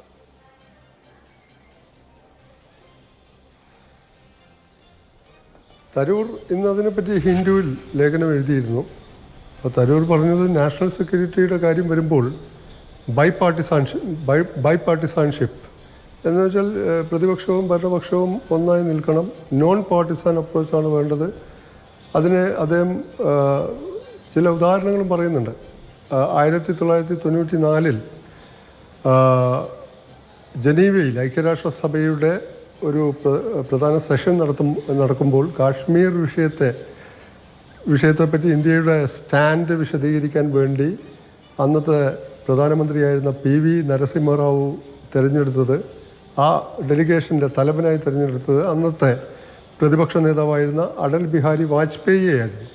അദ്ദേഹത്തിൻ്റെ ഡെപ്യൂട്ടിയായി നിശ്ചയിച്ചത് കോൺഗ്രസിൻ്റെ സൽമാൻ ഖുർഷിദിനെയായിരുന്നു. അപ്പോൾ ബാലക്കോട്ട് ആക്രമണം പറഞ്ഞ പോലെ തന്നെ പുൽവാമ ആക്രമണം കഴിഞ്ഞു. അങ്ങനെ 2019 ഫെബ്രുവരിയിൽ 2019 ഫെബ്രുവരി 26 ബാലക്കോട്ട് ആക്രമണം. ഏതാനും ആഴ്ചകൾ കഴിഞ്ഞ് തെരഞ്ഞെടുപ്പ് നടക്കുന്നു. വാസ്തവത്തിൽ ആ പുൽവാമ ആക്രമണവും ബാലക്കോട്ട് തിരിച്ചടിയും ഇല്ലായിരുന്നുവെങ്കിൽ തെരഞ്ഞെടുപ്പിലെ ചിത്രം കുറച്ചൊക്കെ വ്യത്യസ്തമായിട്ടുണ്ട്. അത് അന്നത്തെ ഭരണകക്ഷി നന്നായി ഉപയോഗിച്ചിട്ടുമുണ്ട്. ഇപ്പോൾ ഓപ്പറേഷൻ സിന്ദൂറിൻ്റെ കാര്യമാവട്ടെ, operation Sindoor initial operation 23 minute മാത്രമാണ് നീണ്ടുനിന്നത്. ഒരു രാജ്യവും, ഇന്ത്യയല്ല ഈ ലോകത്തിലെ ഒരു രാജ്യവും മറ്റൊരു രാജ്യത്തെ മുൻകൂട്ടി ഇങ്ങനൊരു ഓപ്പറേഷൻ ഇന്ന ഭീകര കേന്ദ്രങ്ങളിൽ ഞങ്ങൾ നടത്താൻ പോകുന്നു എന്നറിയിക്കില്ല. നമ്മുടെ വിദേശകാര്യമന്ത്രി ജയശങ്കർ പറഞ്ഞിരിക്കുക, ആ 23 മിനിറ്റിൽ 9 ഭീകര കേന്ദ്രങ്ങൾ ലഷ്കർ ഇ തൊയ്ബയുടെ, അതുപോലെ തന്നെ ജെയ്ഷെ മുഹമ്മദ്, ഹിസ്ബുൽ മുജാഹിദ്ദീൻ, പാക് അധിനിവേശ കാശ്മീരിലും പാകിസ്ഥാനിലെ പഞ്ചാബിലും പാകിസ്ഥാനിലും ഉള്ള ഈ ഭീകരാക്രമണ കേന്ദ്രങ്ങൾ 23 മിനിറ്റിൽ തകർത്തതിന് ശേഷമായിരിക്കും തീർച്ചയായിട്ടും ജയശങ്കർ ഇന്ത്യയുടെ DGMO, പാകിസ്ഥാനിലെ DGMOയെ വിളിച്ച് അറിയിച്ചിട്ടുണ്ടാവുക, ഞങ്ങളുടെ ലക്ഷ്യം സൈനിക കേന്ദ്രമല്ല, ഭീകര പരിശീലന, ഭീകര ലോഞ്ചിങ് പാഡുകൾ ഉൾപ്പെടുന്ന കേന്ദ്രങ്ങളാണ് എന്ന്. അത് ലോകത്തിലെ ഒരൊറ്റ രാഷ്ട്രവും അങ്ങനെ ഞങ്ങൾ ആക്രമിക്കാൻ പോകുന്നു, ഇന്ന സ്ഥലങ്ങളാണ് ലക്ഷ്യം, സൈനിക കേന്ദ്രങ്ങളല്ല എന്ന് മറ്റൊരു രാഷ്ട്രത്തിന് മുൻകൂറായിട്ട് അറിയിപ്പ് കൊടുക്കില്ല. അത് സാമാന്യ ബുദ്ധിക്ക് നിരക്കുന്ന കാര്യമല്ല. ഇപ്പോൾ ഓപ്പറേഷൻ സിന്ദൂറിന് ശേഷം നടക്കുന്നത് ഒരുതരം ഓപ്പറേഷൻ രാഷ്ട്രീയ സിന്ദൂറാണ്.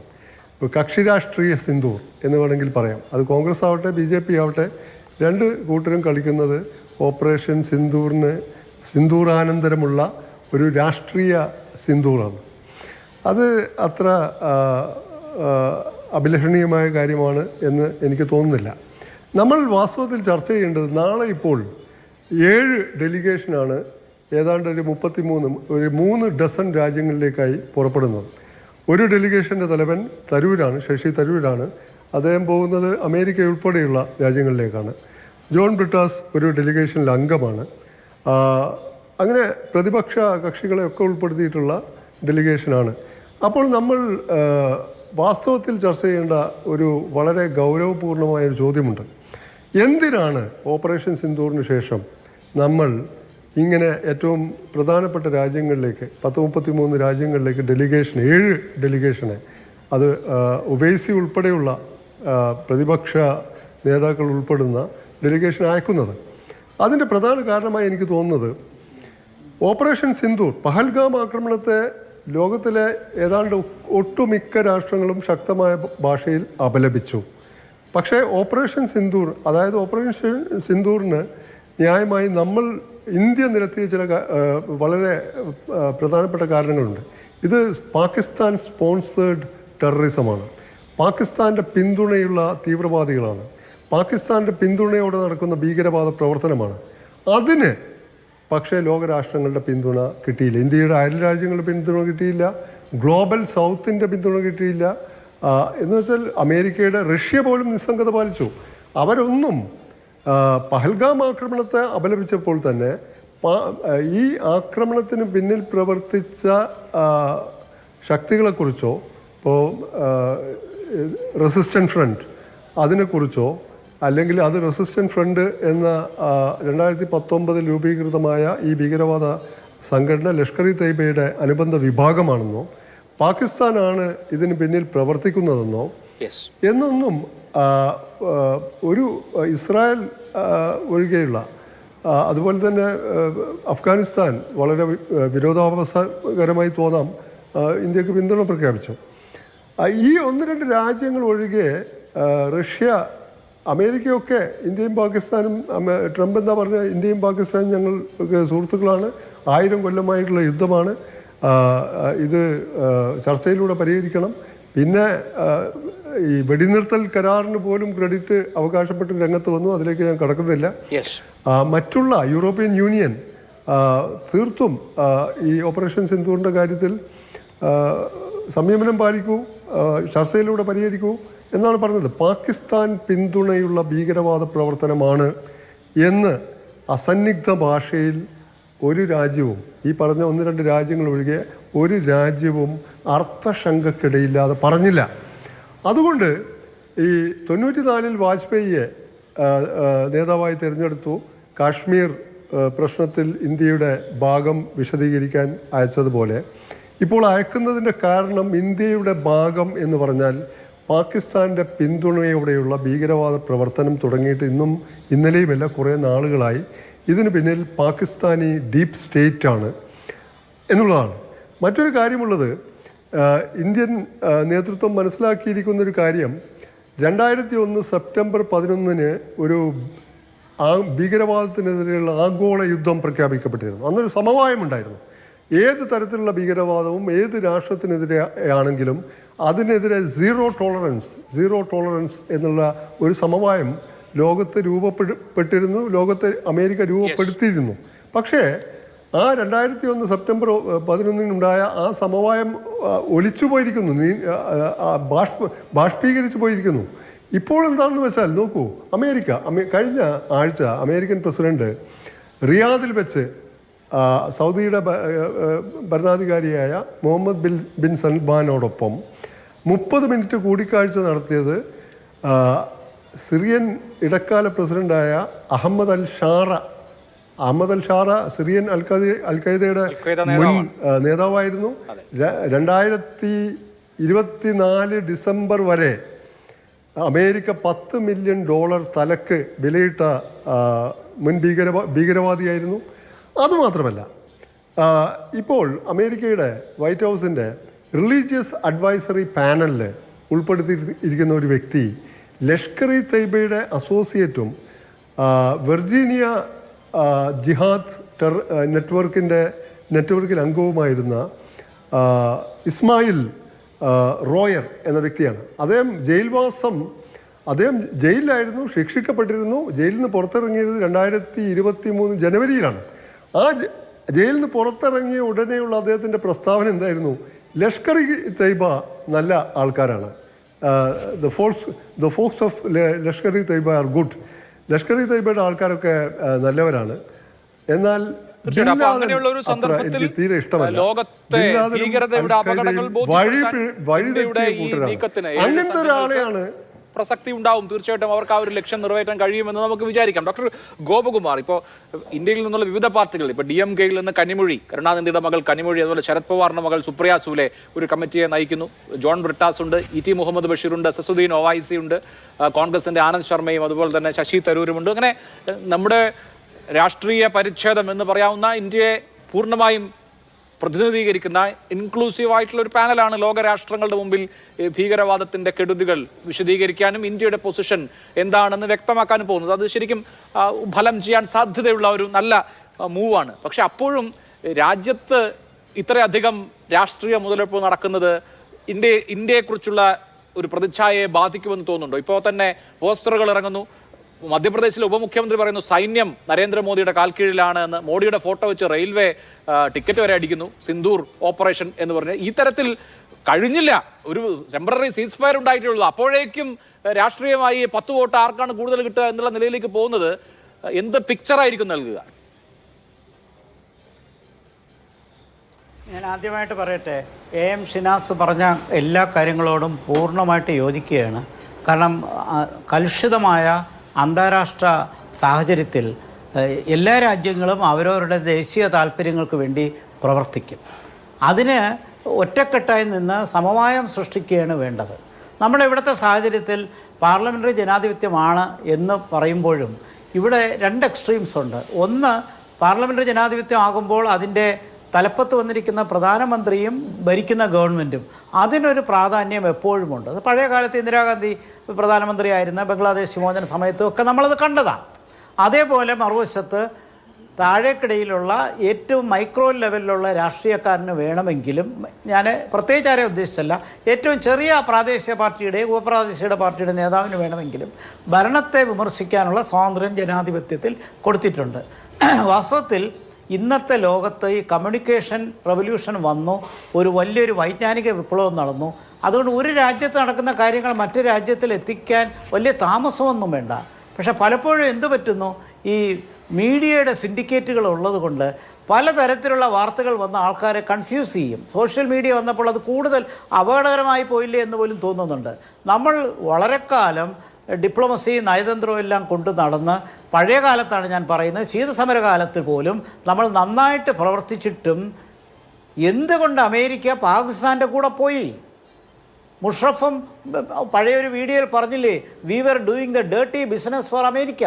അപ്പോൾ ഇതിൽ ഒട്ടും വിശ്വസിക്കാൻ പറ്റാത്തത് രാജ്യം അമേരിക്കയാണ്. അവർക്ക് അവരുടെ കച്ചവട താല്പര്യമല്ലാതെ, അവരുടെ നയതന്ത്ര താല്പര്യമല്ലാതെ, തന്ത്രപരമായ താല്പര്യം മറ്റൊന്നും അവിടെ ഇല്ല. ജനാധിപത്യ രാജ്യമാണെന്നോ ഒന്നും ഒരു പരിഗണനയുമില്ല. പിന്നീട് ശീതസമരത്തിന് ശേഷം ഈ അമേരിക്ക തന്നെ നട്ടുവളർത്തിയ ഒസാമ ബിൻ ലാഡനെ റാവൽപിണ്ടിയിൽ ചെന്ന് മറൈൻസിനെ കൊണ്ട് ആക്രമിച്ച് കൊല്ലുമ്പോഴും അപ്പോഴും അമേരിക്ക വലിയൊരു കാര്യം ജനാധിപത്യത്തിന് ചെയ്തു എന്നുള്ള മട്ടിലാണ്. അപ്പോൾ ചുരുക്കത്തിൽ ഞാൻ അഭിലാഷ് പറഞ്ഞതിനോട് യോജിക്കുന്നു. നമ്മൾ ഈ 7 കമ്മിറ്റികൾ നന്നായി പ്രവർത്തിക്കട്ടെ. പബ്ലിക് ഡിപ്ലോമസി എന്നൊരു ഡിവിഷൻ തന്നെ നമ്മുടെ മിനിസ്ട്രി ഓഫ് എക്സ്റ്റേണൽ അഫയേഴ്സിലുണ്ട്. ആ ഡിപ്ലോമസിയുടെ ഡിവിഷൻ പലതരത്തിൽ പ്രവർത്തിക്കാം. ഒന്ന്, നയതന്ത്ര വിദഗ്ധരായ ആൾക്കാർ, റിട്ടയർ ചെയ്ത ആൾക്കാർ, അല്ലെങ്കിൽ പ്രവർത്തിക്കുന്ന ആൾക്കാർ, അവർക്ക് തന്നെ പൊതുസമൂഹത്തിൽ ഇത്തരം കാര്യങ്ങൾ കൂടുതൽ നമ്മുടെ രാജ്യത്ത് പറഞ്ഞു കൊടുക്കാം. മറ്റൊന്ന്, ഇപ്പോൾ നമ്മൾ ചെയ്യുന്നത് പോലെ 7 കമ്മിറ്റികൾ വളരെ നന്നായി പ്രവർത്തിക്കട്ടെ. അവർ മറ്റ് രാജ്യങ്ങളിൽ പോയി പ്രധാനമന്ത്രിയെയും മന്ത്രിമാരെയും പാർലമെൻറ്റിനെയും പൊതുസമൂഹത്തെയും മീഡിയയെയും എല്ലാം പറഞ്ഞ് നമ്മൾ ഈ പാകിസ്ഥാൻ്റെ യഥാർത്ഥ മുഖം ലോകത്തിന് കൊണ്ടുവരണം. ഇത്രയും കാലം കഴിഞ്ഞിട്ട് ആ യഥാർത്ഥ മുഖം ജനത്തിന് മനസ്സിലായില്ല എന്ന് പറഞ്ഞാൽ പാകിസ്ഥാനും ഇന്ത്യയും ഞങ്ങളുടെ സുഹൃത്തുക്കളാണെന്ന് പറയുന്ന പ്രസിഡന്റ് ട്രംപിനെ കുറിച്ച് എന്ത് പറയാനാണ്? അപ്പോൾ അവർക്ക് കച്ചവട താല്പര്യമല്ലാതെ വേറെ യാതൊന്നുമില്ല. അപ്പോൾ അതിൽ ഇക്കാര്യത്തിൽ ഒട്ടും വിശ്വസിക്കാൻ പറ്റാത്തത് അമേരിക്കയെ തന്നെയാണ്. അത് മാത്രമല്ല, കലുഷിതമായ അന്താരാഷ്ട്ര രംഗം എന്ന് പറയുമ്പോൾ പശ്ചിമേഷ്യയിലെ പ്രശ്നം കിടക്കുന്നു, ഉക്രൈനിലെ പ്രശ്നമുണ്ട്. ഇതെല്ലാം ക്രോസ് കട്ട് ചെയ്യുന്നത് കൊണ്ട് തികച്ചും ഒരു പോളറൈസേഷൻ, അത് ധ്രുവീകരണത്തിലേക്ക് എത്തുന്നില്ല. അത് പാകിസ്ഥാന് ഗുണം ചെയ്യുന്നു. ഇവിടെ നമ്മളെല്ലാവർക്കും മനസ്സിലാക്കിയതുപോലെ പാകിസ്ഥാനിലെ ഡീപ്പ് സ്റ്റേറ്റാണ് അവിടെ കാര്യങ്ങൾ നടത്തുന്നത്. ഇന്ന് അവിടുത്തെ പട്ടാള മേധാവിയെ ഫീൽഡ് മാർഷലായി പ്രൊമോട്ട് ചെയ്തിരിക്കുന്നു എന്നൊരു വലിയൊരു വാർത്ത വന്നിരിക്കുന്നു. അയൂബ് ഖാൻ പണ്ട് 65-ൽ പാകിസ്ഥാനും ഇന്ത്യയും നടന്ന യുദ്ധത്തിൽ തോറ്റ് തൊപ്പിയിട്ടതിന് ശേഷം അദ്ദേഹത്തെ വീണ്ടും ഫീൽഡ് മാർഷലാക്കി. അന്ന് ജനറലിനെ ഫീൽഡ് മാർഷലാക്കി. ദേ ഇപ്പോൾ വസീം മുനീറിനെ വീണ്ടും ഫീൽഡ് മാർഷലാക്കി. അപ്പോൾ എന്താണ് ഈ കാണിക്കുന്നത്? അവിടെ ഭരണം ജനാധിപത്യമൊന്നുമില്ല. അവിടുത്തെ ഭരണം മതമേധാവികളും രാഷ്ട്രീയ പട്ടാളവും കൂടി ചേർന്നാണ്. അപ്പോൾ അവർക്ക് ഫാൾസ് പ്രൊപ്പഗാൻഡ നടത്താൻ പറ്റും. നമ്മൾ എന്തുകൊണ്ട് ഇത് ചെയ്യുന്നു? ഞാൻ നിർത്തുകയാണ് അഭിലാഷേ. നമ്മുടെ സോഫ്റ്റ് ഡിപ്ലോമസിയുടെ ഏറ്റവും ശക്തമായ ഒരു സന്ദേശമാണ് ഈ 7 കമ്മിറ്റികൾ ചെയ്യുന്നത്. അവർ നന്നായിട്ട് പ്രവർത്തിക്കട്ടെ. അത് കൂടുതൽ നമുക്ക് അനുകൂലമായ അഭിപ്രായം, ലോകാഭിപ്രായം ഉണ്ടാക്കാൻ കാരണമാകട്ടെ. ശരി. അവിടെ ശ്രീ രാജു പി നായർ ഇവിടെ ഒരു ഉദാഹരണം ചൂണ്ടിക്കാണിച്ചു. 1994-ൽ കശ്മീരിനെ കുറിച്ചുള്ള ഇന്ത്യൻ പൊസിഷൻ ജനീവയിൽ ഐക്യരാഷ്ട്രസഭയിൽ വിശദീകരിക്കാൻ ഇന്ത്യയുടെ ഒപ്പോസിഷൻ ലീഡർ, പ്രതിപക്ഷ നേതാവ് അടൽ ബിഹാരി വാജ്പേയി ആണ് പോയത്. അടൽ ബിഹാരി വാജ്പേയി അതിനെ നിയോഗിച്ചത് അന്നത്തെ പ്രധാനമന്ത്രി PV നരസിംഹറാവുവാണ്. ഡെപ്യൂട്ടി ആയിട്ട് പോയത് സൽമാൻ ഖുർഷിദാണ്, ഇന്ത്യയുടെ വിദേശകാര്യ സഹമന്ത്രി. അതാണ് ഈ വിഷയത്തിൽ പൊതുവെ ഇന്ത്യ സ്വീകരിക്കുന്ന മുൻകാലത്തിലുള്ള നിലപാട്. അപ്പോൾ അതിന് തുടർച്ച ആവശ്യമുണ്ടല്ലോ. അതുകൊണ്ടാണല്ലോ ഇത്രയും രാഷ്ട്രീയം ഇക്കാര്യത്തിൽ വേണമോ എന്ന സംശയം വരുന്നത്. ഇന്ന് ഒരു ദിനപത്രത്തിൽ എഴുതിയ ലേഖനത്തിൽ ശശി തരൂർ, ഇവിടുത്തെ തിരുവനന്തപുരം MP, കോൺഗ്രസിന്റെ വർക്കിംഗ് കമ്മിറ്റി അംഗം ചോദിക്കുന്ന അല്ലെങ്കിൽ പറയുന്ന ഒരു കാര്യമുണ്ട്. True political leadership demands statesmanship over populism, clarity over chaos എന്ന്. അപ്പോൾ സ്റ്റേറ്റ്സ്മാൻഷിപ്പ് കാണിക്കണം ഇപ്പോഴത്തെ പൊളിറ്റിക്കൽ ലീഡർഷിപ്പ് എന്ന് പറയുന്നത് നരേന്ദ്രമോദിക്കും അമിത്ഷായ്ക്കും രാജ്നാഥ് സിംഗിനും ഒക്കെ ബാധകമാകുന്നത് പോലെ രാഹുൽ ഗാന്ധിക്കും മല്ലികാർജുൻ ഖാർഗെക്കും പവൻ ഖേരയ്ക്കും രാജു പി നായർക്കും ഒക്കെ ബാധകമാവുന്ന കാര്യമല്ലേ? ആ സ്റ്റേറ്റ്മെന്റ്ഷിപ്പാണ് ഞങ്ങൾ കാണിക്കുന്നത്. ഈ രാജ്യത്ത് ഈ ജനാധിപത്യ സർക്കാരിനോട് ചോദ്യങ്ങൾ ചോദിക്കുക എന്നുള്ള പ്രതിപക്ഷ ധർമ്മവും സ്റ്റേറ്റ്മെന്റ്ഷിപ്പിന്റെ ഭാഗമാണ്. അതിന് മറുപടി കൃത്യമായിട്ട് പറയുക എന്നുള്ള ഉത്തരവാദിത്വം സർക്കാരിനുണ്ട്. സർക്കാർ അതിൽ നിന്ന് ഒളിച്ചോടുകയാണ്. അവിടെയാണല്ലോ പ്രശ്നം. ഞങ്ങൾ ഈ രാജ്യത്ത് ഈ രാജ്യം ഒരുമിച്ചാണെന്ന് ലോക ജനതയോട് ബോധ്യപ്പെടുത്തണം എന്നുള്ളതായിട്ട് ഞങ്ങൾക്ക് സംശയമൊന്നുമില്ല. നോക്കൂ, ജയശങ്കർ എന്ന് പറയുന്ന ഒരു വിദേശകാര്യമന്ത്രി അട്ടർ ഫെയിലിയറാണ്. ജയശങ്കർ എന്ന് പറയുന്ന വിദേശകാര്യമന്ത്രിയാണ് പറഞ്ഞത് ചൈന നമ്മളെക്കാൾ വലിയൊരു സാമ്പത്തിക ശക്തിയാണ്, അവരോട് എതിരിടാൻ പറ്റില്ല. എപ്പോഴാ ഇന്ത്യക്കകത്ത് ചൈന കയറി ഇരിക്കുമ്പോൾ പറഞ്ഞ വാക്കല്ലേ? ഒരു വിദേശകാര്യമന്ത്രി പറയാൻ കഴിയുന്ന വാക്കാണോ? നമ്മളെക്കാൾ വലിയ സാമ്പത്തിക ശക്തിയാണ്, അതുകൊണ്ട് ചൈനയോട് മത്സരിക്കാൻ, ചൈനയോട് ഫൈറ്റ് ചെയ്യാൻ നമുക്ക് പറ്റില്ല എന്നുള്ളത്. ഇത്രയും വലിയ ഈ പാകിസ്ഥാനെ ഇന്ന് അന്താരാഷ്ട്ര തലത്തിൽ പാകിസ്ഥാനെയും ഇന്ത്യയും കൂടി ഹൈഫനേറ്റ് ചെയ്തു. ഒരുമിച്ച് അമേരിക്ക പറയുകയാണ് പാകിസ്ഥാനും ഇന്ത്യയും ഞങ്ങളുടെ സുഹൃത്തുക്കളാണ്, അവരൊരുമിച്ചിരുന്ന് സംസാരിക്കട്ടെ. ഒരു കാലത്തും പാകിസ്ഥാനെ ഇന്ത്യക്കൊപ്പം നിർത്താൻ ലോകരാജ്യങ്ങൾ ഒരിക്കലും തയ്യാറായിട്ടില്ല. പക്ഷെ നരേന്ദ്രമോദിയുടെ ഇന്ത്യയിൽ ജയശങ്കർ വിദേശകാര്യമന്ത്രിയായിട്ടിരിക്കുമ്പോൾ ഇന്ത്യയും പാകിസ്ഥാനെയും ഹൈഫനേറ്റ് ചെയ്യുന്നു ഇല്ലേ? ഈ ഇത്രയും വലിയ ഒരു ആക്രമണം നടന്ന് അവിടെ ഈ ലോകരാഷ്ട്രങ്ങൾ അപലപിക്കുന്നു എന്ന് പറയപ്പെടുന്ന സമയത്തല്ലേ 8,500 കോടി പാകിസ്ഥാന് IMF കൊടുത്തത്? ഈ മൈ ഫ്രണ്ട് ഡൊണാൾഡ് ട്രംപ് എന്ന് പറഞ്ഞ് കെട്ടിപ്പിടിച്ച് അബ്കി ബാർ മോദി സർക്കാർ എന്ന് പറഞ്ഞ് പോയ നരേന്ദ്രമോദിക്ക് US-ന്റെ വീറ്റോ പവർ ഉപയോഗിച്ചുകൊണ്ട് 8,500 കോടി കൊടുക്കാൻ പാടില്ല എന്ന് പറയിപ്പിക്കാൻ സാധിച്ചില്ലേ? അവിടെ എതിർത്തു, അവിടെ വോട്ട് ചെയ്യാതെ US കൊണ്ടോ മറ്റുള്ള സഖ്യകക്ഷികളെ കൊണ്ടോ അബ്സ്റ്റെയിൻ ചെയ്യിക്കാൻ സാധിച്ചില്ലേ? എന്തുകൊണ്ട് സാധിച്ചില്ല?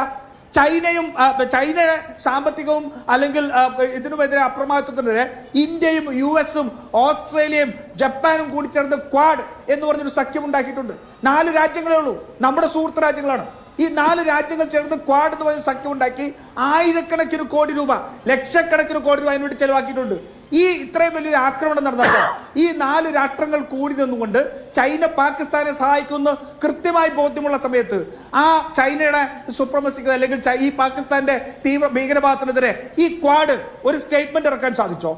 G20 ഒരു സ്റ്റേറ്റ്മെന്റ് ഇറക്കാൻ സാധിച്ചോ? ഒരു ഫോർമേഷൻ പോലും ഇന്ത്യക്ക് അനുകൂലമായി വന്നില്ല. ഇവിടെ സൂചിപ്പിച്ചല്ലോ, ഏത് രാഷ്ട്രമാണ് പാകിസ്ഥാനെതിരെ ഒരു സ്റ്റേറ്റ്മെന്റ് പോലും കൊടുത്തത്? ഒരാളും കൊടുത്തില്ല. അന്താരാഷ്ട്ര തലത്തിൽ 2008 മുംബൈ അറ്റാക്കിനു ശേഷം പരിപൂർണമായിട്ടൊരു ഭീകരവാദ രാഷ്ട്രം എന്ന് പറഞ്ഞ് നമ്മൾ കോർണർ ചെയ്തിട്ടിരുന്ന സ്ഥലത്ത് നിന്ന് നരേന്ദ്രമോദിയുടെ ജയശങ്കറിന്റെ ഇന്ത്യയിൽ ട്രംപ് US-ന്റെ പ്രസിഡന്റ് ആയിട്ടിരിക്കുമ്പോൾ ഇവർ രണ്ടും സമന്മാരാണെന്നുള്ള അവസ്ഥയിലേക്ക് എത്തിച്ചു. അതല്ലേ സംഭവിച്ചത്? ഈ സീസ്ഫയർ നടപ്പാക്കുമ്പോൾ എന്തുകൊണ്ടാ കാർഗിൽ വാർ കഴിഞ്ഞപ്പോൾ പാകിസ്ഥാൻ ആഘോഷിക്കാൻ വകയില്ലാതെ പോയത്? കാർഗിൽ വാർ കഴിഞ്ഞപ്പോൾ പാകിസ്ഥാൻ ആഘോഷിക്കാൻ വകയില്ലാതെ പോയത് നവാസ് ഷെരീഫ് ബിൽ ക്ലിന്റനെ വിളിച്ച് അവിടെ എത്തി പറഞ്ഞു. അവിടെ ചെന്നു ബിൽ ക്ലിന്റൺ വാജ്പേയിയോട് വിളിച്ചു പറഞ്ഞു, നിങ്ങൾ വാഷിംഗ്ടണിലേക്ക് വരണം, പറഞ്ഞു തീർക്കാം എന്ന് പറഞ്ഞപ്പോൾ വാജ്പേയി പറഞ്ഞു, ഞാൻ അങ്ങോട്ടേക്കില്ല എന്ന് പറഞ്ഞു. അവസാനം ആയുധം വെച്ച് പാകിസ്ഥാന് കീഴടങ്ങേണ്ടി വന്നു. ഡൊണാൾഡ് ട്രംപ് പറഞ്ഞപ്പോ വ്യാപാരം അവസാനിപ്പിക്കുമെന്ന് പറഞ്ഞപ്പോ സീസ് ഫയർ നിർത്തി 20 മിനിറ്റിനുള്ളിൽ ആ ഡൊണാൾഡ് ട്രംപിനെ വിളിച്ച് റിപ്പോർട്ട് ചെയ്ത പ്രധാനമന്ത്രിയുടെ പേരാണ് നരേന്ദ്രമോദി. അതുകൊണ്ടാണ് പാകിസ്ഥാൻ ആഘോഷിക്കാനുള്ള വക കൊടുത്തത്. ആ പാകിസ്ഥാൻ ഇന്ന് ആഘോഷിക്കുന്ന സ്റ്റേറ്റ്മെന്റ് ഇറക്കുന്നെങ്കിൽ ഇന്ത്യയുടെ പരാജയം, നയതന്ത്ര പരാജയം അവിടെ ഉണ്ടായി. അതിന് ഉത്തരവാദി ജയശങ്കറാണ്. എന്നിട്ട് പറയുകയാണ്, ഞാൻ കയറി അങ്ങോട്ടേക്ക് പറഞ്ഞു അടിക്കുന്നതിന്. നിങ്ങളൊന്ന് ഗൂഗിൾ ട്രാൻസ്ലേറ്റേഷൻ ഇട്ട് നോക്ക് അഭിലാഷേ, ഗൂഗിൾ ട്രാൻസ്ലേറ്റേഷൻ ഇട്ടൊന്ന് നോക്ക്, അയാൾ പറഞ്ഞതിന്റെ അർത്ഥം എന്താണെന്നുള്ളത്. വളരെ കൃത്യമായിട്ട് പറഞ്ഞു. ഞങ്ങൾ ആക്രമണം തുടങ്ങുന്നതിന് മുമ്പ് പറഞ്ഞു. ഇത്തരത്തിലുള്ള മണ്ടത്തരം ഇവിടെ പറഞ്ഞല്ലോ, ആക്രമണം തുടങ്ങുന്നതിന് മുമ്പ് എന്ന് പറഞ്ഞിട്ടില്ല എന്ന ആ വാചകങ്ങൾ തന്നെ വ്യക്തമാണല്ലോ. അതിപ്പോ നമുക്ക് എല്ലാവർക്കും കേട്ടാ മനസ്സിലാവില്ലേ? ട്രാൻസ്ലിട്രേഷൻ നോക്കണം എന്തിനാ? ശരി, ഓക്കെ.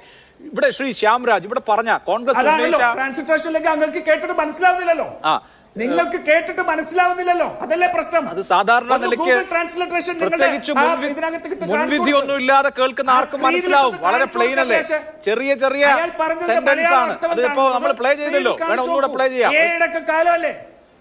AI-യുടെ ഒന്നും കാലമല്ല, പറഞ്ഞതിന്റെ അർത്ഥം ബിജെപിയുടെ ആള് മനസ്സിലാക്കുന്നില്ലല്ലോ. ശരി, 5ാം ക്ലാസ്സിലെ കുട്ടിയോട് പോയി ചോദിച്ചാൽ പറഞ്ഞു. ശരി, അല്ല അത് ആ തർക്കം ഒന്ന് കഴിഞ്ഞാണല്ലോ. ഇവിടെ ശ്രീ ശ്യാംരാജ് ഉന്നയിച്ച ഒരു പ്രധാനപ്പെട്ട പോയിന്റ്, കോൺഗ്രസിന്റെ ഭാഗത്ത് നിന്ന് വന്ന കഴമ്പുള്ള ഒരു ആരോപണം ഇന്ത്യയുടെയും പാകിസ്ഥാന്റെയും, ഇന്ത്യ പാകിസ്ഥാൻ വീണ്ടും ഹൈഫനൈറ്റഡ് ആയി എന്നുള്ളതാണ്. അത് വസ്തുതയുമാണ്. എല്ലാ ലോകരാജ്യങ്ങളും ഇന്ത്യ പാകിസ്ഥാൻ എന്നുള്ള നിലയിലാണ് കാണുന്നത്. UK-യുടെ ഫോറിൻ സെക്രട്ടറി ലാമി കഴിഞ്ഞ ദിവസം പാകിസ്ഥാൻ സന്ദർശിച്ചിരുന്നു. ഇന്ത്യയും പാകിസ്ഥാൻ, കാരണം ഇന്ത്യ ഒരു വലിയ രാജ്യമാണ്, ജനാധിപത്യ രാജ്യമാണ്, ഒരു വലിയ സാമ്പത്തിക ശക്തിയാണ്.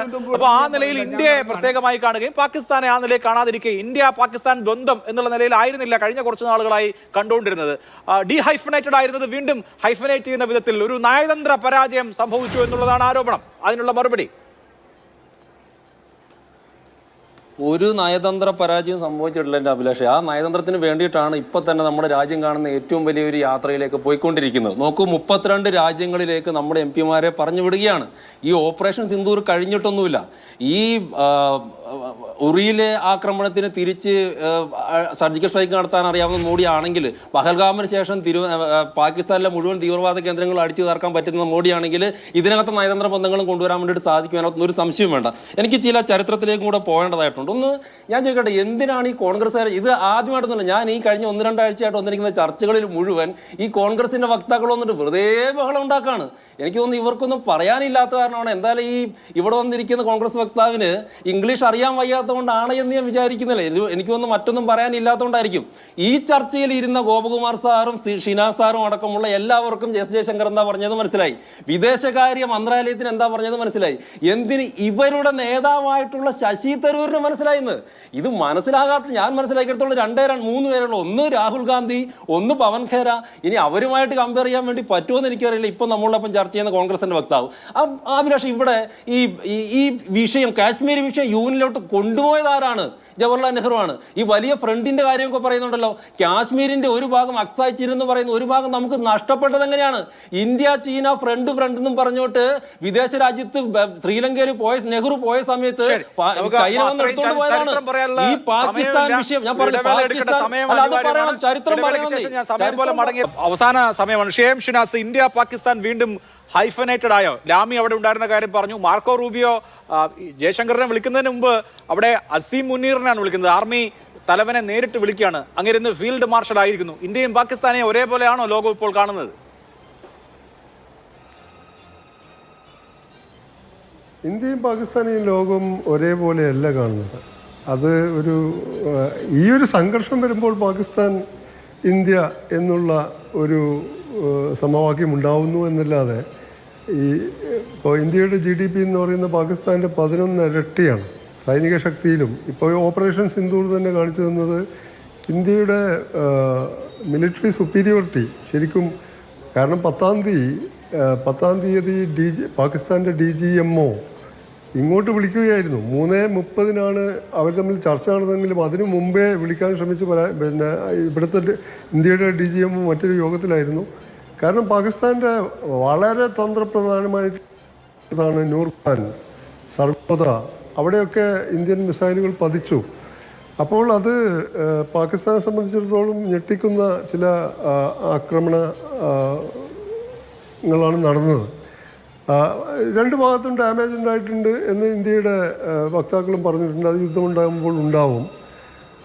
അപ്പോൾ പാകിസ്ഥാനെയും ഇന്ത്യയെയും ഒരേ ത്രാസിൽ, ഒരേ കനത്തിൽ തൂക്കുന്ന ഏർപ്പാടൊന്നും ലോകരാജ്യങ്ങൾക്കില്ല. ഇന്ത്യയുടെ സാമ്പത്തിക ശക്തി, സൈനിക ബലം, ഇന്ത്യ ഒരു ജനാധിപത്യ രാജ്യമാണ് സർവോപരി, ഇതൊക്കെ അറിയാം എല്ലാ രാജ്യങ്ങൾക്കും. തീർച്ചയായും. അതുകൊണ്ട് തന്നെ അങ്ങനെ ഇന്ത്യ പാകിസ്ഥാൻ ബന്ധം എന്നുള്ളത് ഇപ്പോഴത്തെ ഈ സംഘർഷ സാഹചര്യത്തിൽ മാത്രമാവും. അപ്പോൾ എനിക്ക് സമയം അവസാനിച്ചു. വളരെ നന്ദി 4 പേർക്കും. സൂപ്പർ പ്രൈം അവസാനിക്കുന്നു. നമസ്കാരം.